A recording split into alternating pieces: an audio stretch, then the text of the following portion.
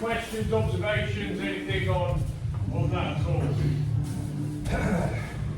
Observation is hard enough to breathe that wasting his left just trying to save it for what felt certain.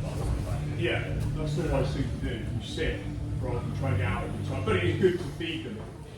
It is good to feed them. Felt like when you did try to stay, they adjusted it. It was worse than when you were before. I found bridging made it slightly more bearable Right. to hang out a bit rather than just being crushed. Right. Not quite sure why, but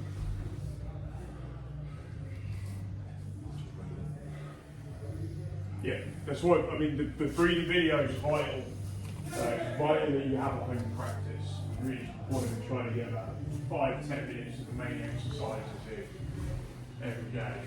If you build it up, you'll find that you can sustain this far, far longer. And it starts to make you actually understand what it is that you're trying to do to the person on even down to the kind of basic breathing with it. When to exhale, inhale, when you're on top. You know, if they're holding you, you can start filling the air up, making it harder and harder for them to hold you. You can play around with all kinds of things which are loaded up. Yeah. Anything else on that at all?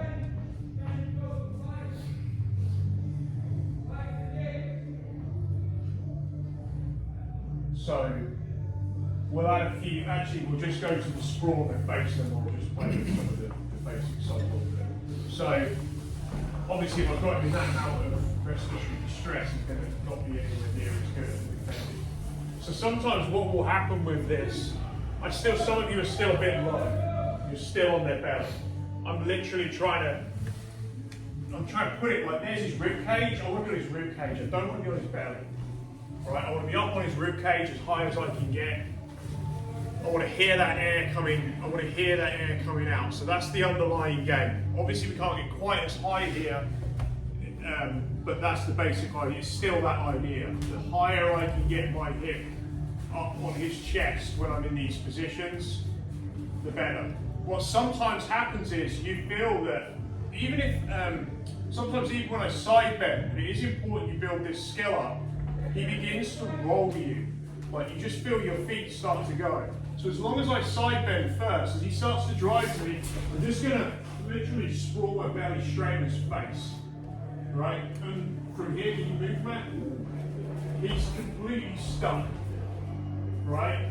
So I want to get in this idea of going from respiratory distress to laying on his cranium, which is also awful mentally.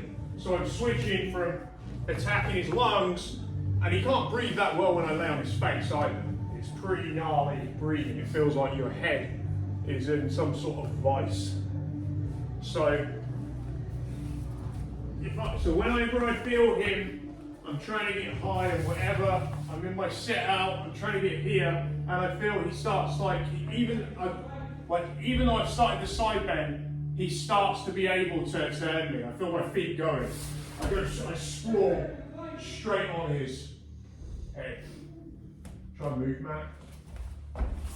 And if you start moving back, okay, back we go. Out comes the air. I'm having a nice time.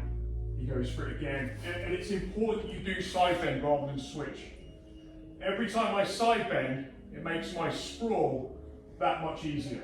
Switching from sit out to sprawl. I don't care which way it turns. Move around that. I'm going to keep that weight on. The minute I don't like it, anything near guard, back on it goes. That's the game. do you mean the side bend makes the switch easier? Sorry? Do you mean when you side Yeah, bend? moving from being in a sit out, when you side bend, it makes it easier to switch. Yeah. It loads the switch as well. So it doesn't just prevent you getting rolled, it puts a brake when you're getting rolled, it allows you to switch. Yeah?